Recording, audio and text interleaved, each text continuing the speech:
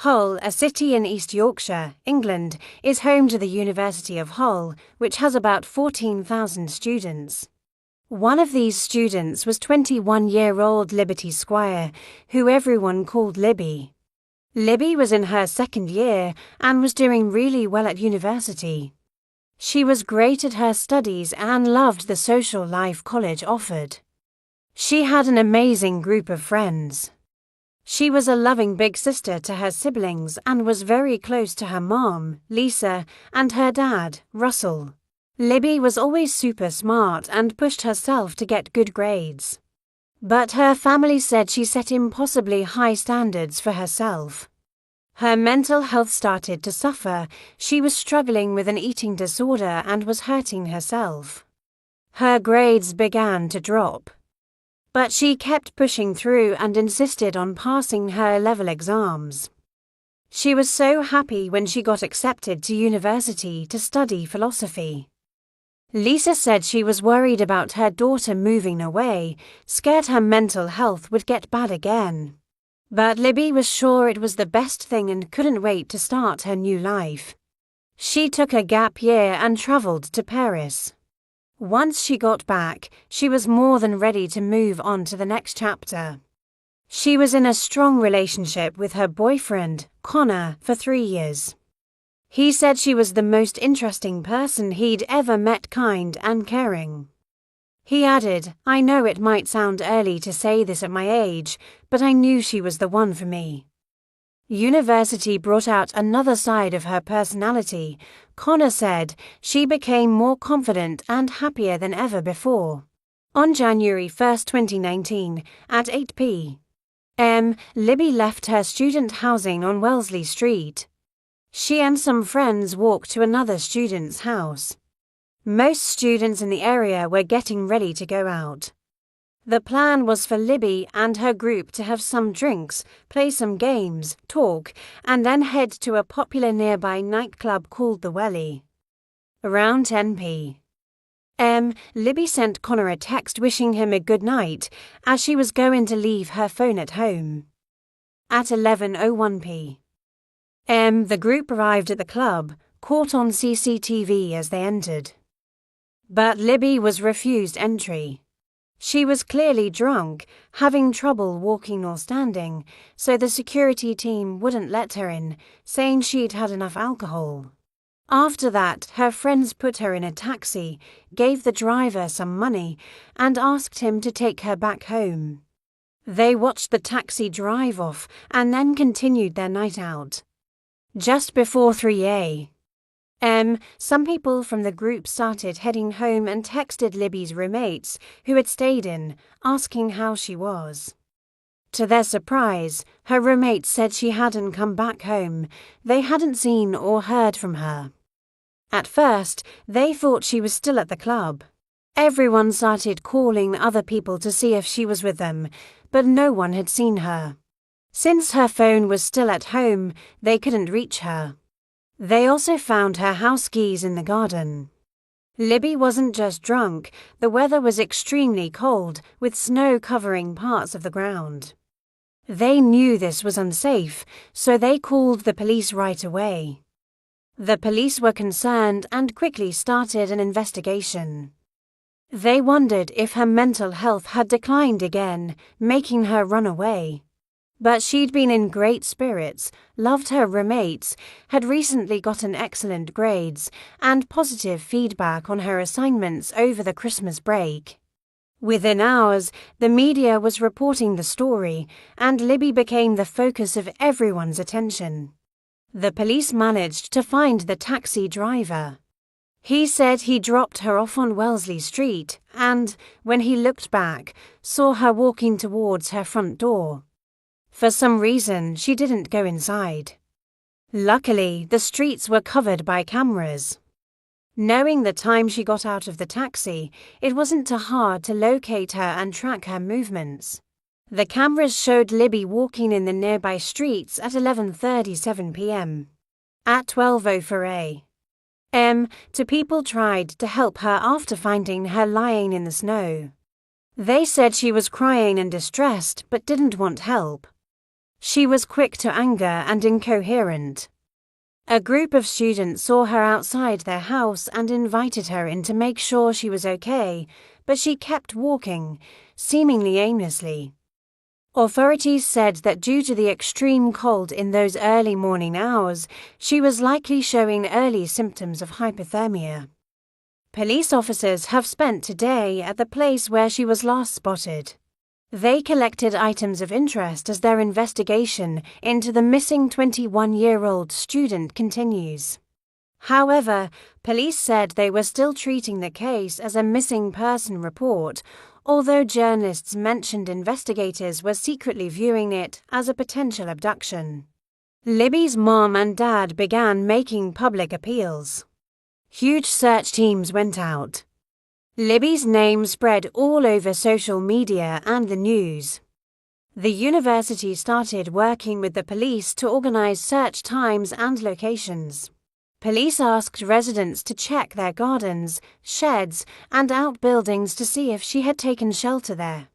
Door-to-door inquiries were carried out, and trash bins and drains were searched.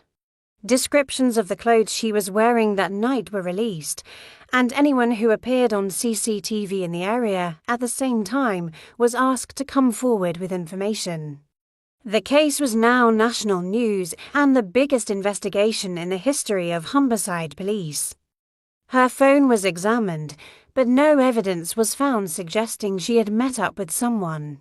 Nothing showed up, and hope rested on the cameras to piece together the full picture. And now experts are looking.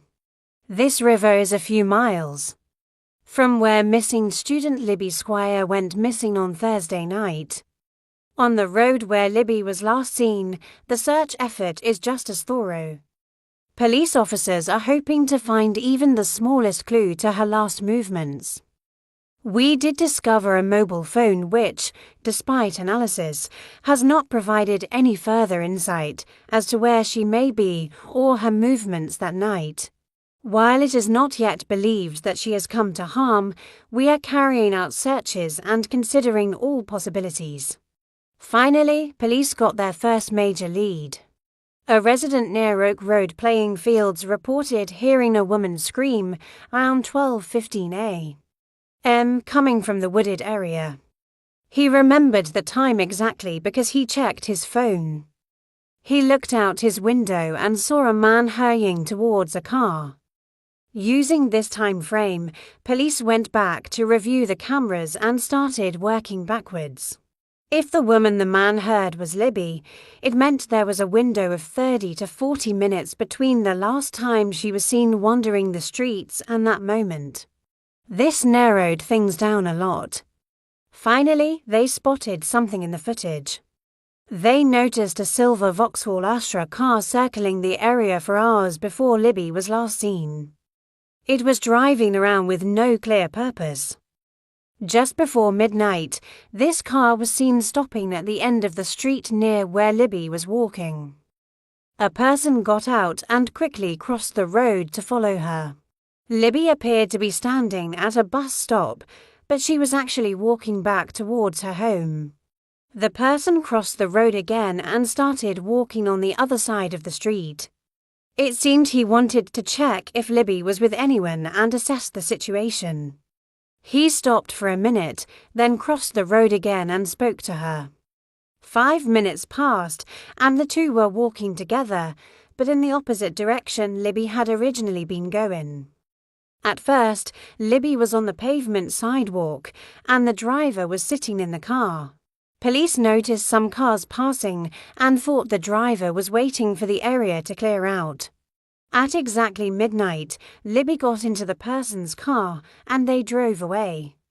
Her watch was later found in that exact area, making police think the driver either physically persuaded her to get in or grabbed her arm to pull her in.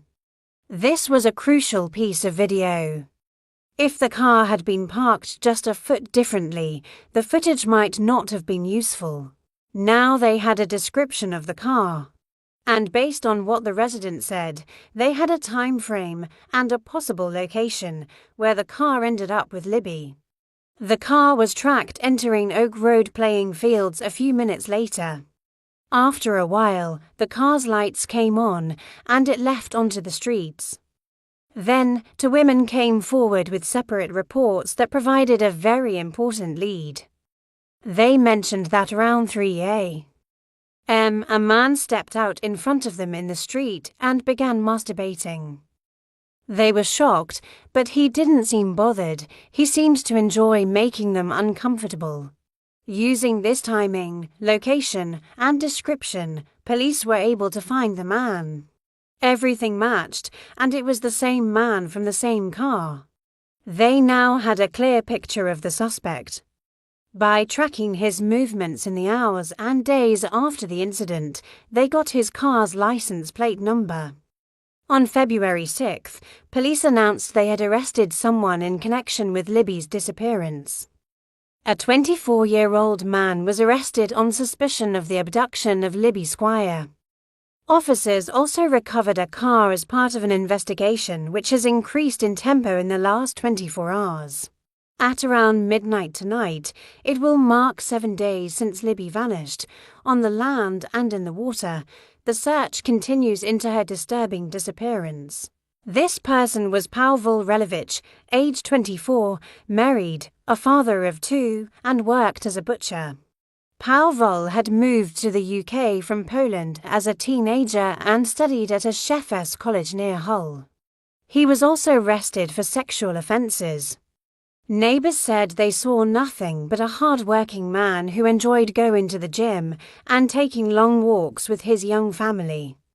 He was always smiling and polite. There was absolutely nothing to suspect. But what no one knew yet was that the police had caught a very dangerous man. Pawel lived very close to where Libby was last seen and near the fields where the screams were heard. After taking his fingerprints and a DNA sample, it turned out he was linked to several crimes going back about 2 years. For a long time, Pawel had been breaking into people's homes, peeping through windows to watch couples have sex, following women in the streets, and often exposing himself to them. Sometimes he would break into homes, steal underwear, and leave used condoms. One night, a woman woke up to find Pawel staring at her through the glass of her bedroom door.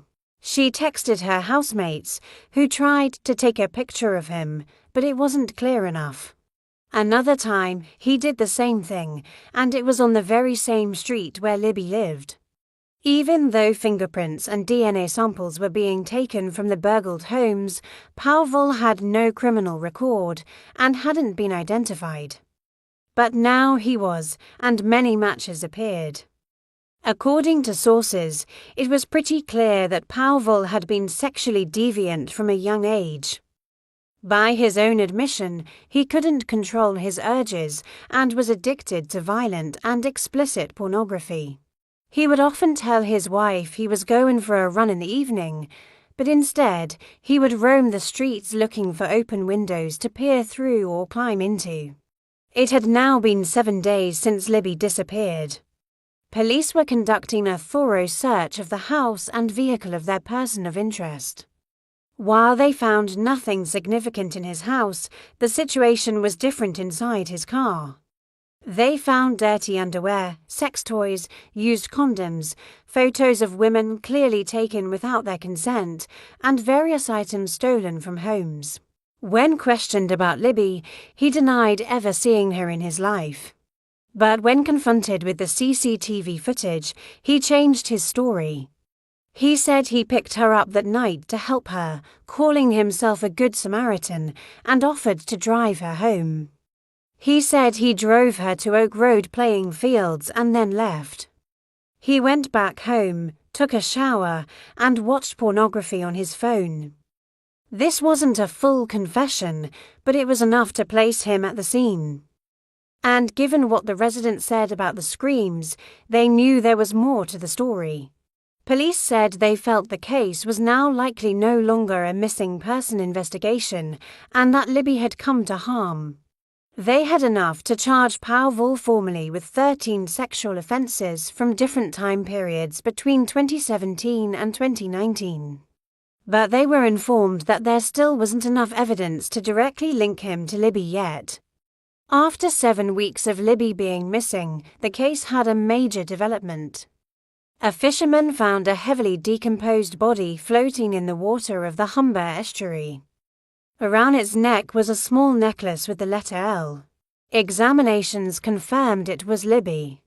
She had been assaulted before her death. Her body was so decomposed that the cause of death couldn't be determined. It wasn't known if she had already died before entering the water or not. The coroner said she likely died from strangulation or drowning, but couldn't say for sure. However, police felt confident her body had been dumped in the drainage ditch behind the fields, later floating out into the Humber River. Everyone was devastated. Lisa was further shocked to learn where her daughter's body was found, as Libby was terrified of water and not a strong swimmer. The question of whether she was alive when she entered the river only added to the pain, as Lisa said. That was in August 2019, 7 long months after Libby disappeared. Pawel was due to appear in court to face the other charges, which he denied.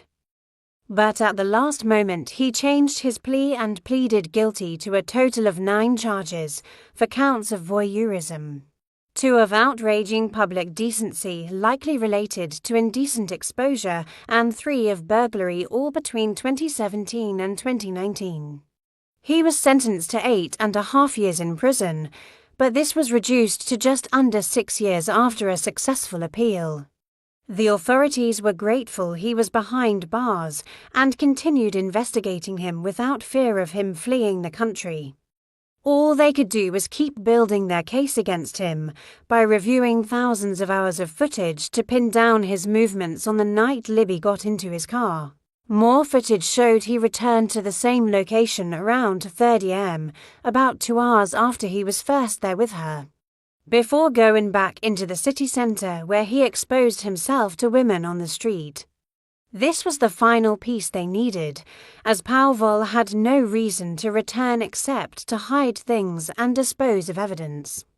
Also, after months of waiting, other test results came back showing that Pawel's DNA was found on and inside Libby's body. At this point, Pawel changed his story again. He said Libby threw herself at him and that they had consensual sex in the fields before he left her there. But clearly, this wasn't true. Now the investigators had enough again to present their case, hoping to be allowed to charge him with rape and murder. While waiting, in October 2019, nearly 300 people gathered for Libby's funeral. Just 2 weeks later, police announced what they had long hoped to announce and what the public was waiting for, after consulting with prosecutors. Pawel Relowicz was charged with the rape and murder of Libby Squire.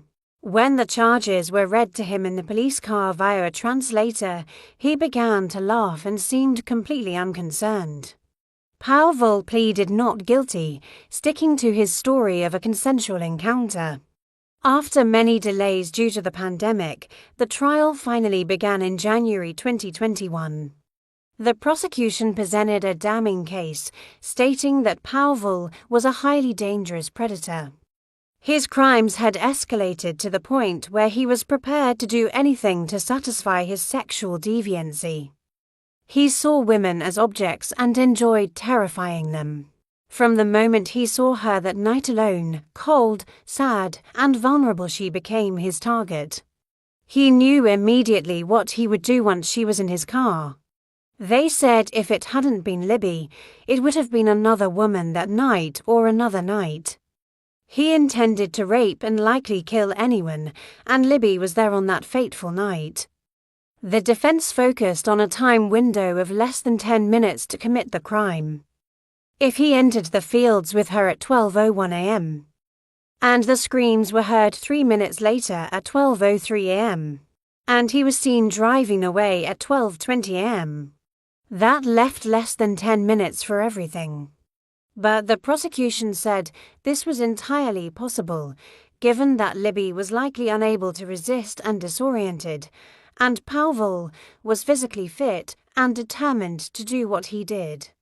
In the end, the prosecution said they didn't have to prove he did everything in that short period and that the DNA evidence and camera footage were enough. Given that he returned to the scene 2 hours later, he had enough time to clean up evidence and move Libby's body.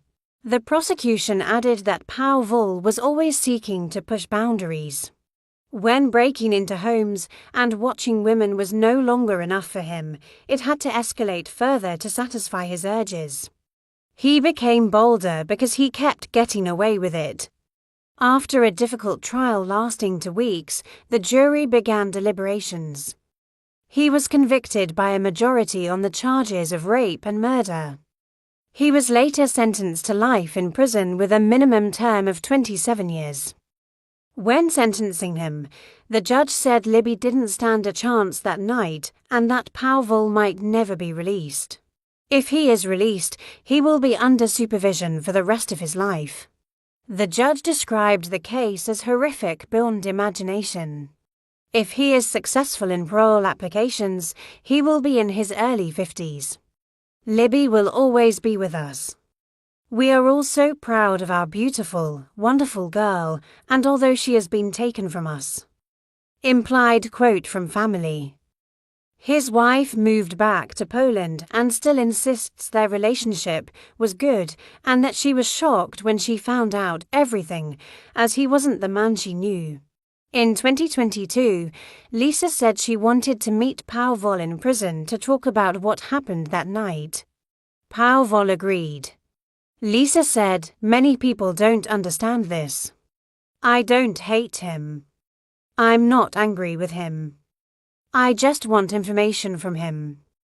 I don't wish to forgive him, and I don't wish to understand why he did what he did. For me, it's about knowing how she spent the last 20 minutes of her life. It's actually a brave thing for him to agree to see me in the first place, and I'm grateful for that. Nothing he can say will be worse than what's in my imagination." But in February 2023, Pawel backed out of the agreement, saying he felt the Squire family had portrayed him as a bad person in the media, and as a result, he no longer wanted to talk to Lisa. For Lisa, who had shown him a great deal of dignity, this was a big blow. It seems it was his way of maintaining some control right to the end. If you'd like to support our channel and help us continue producing content, don't forget to like and subscribe. This helps us a lot. Thank you and see you next time.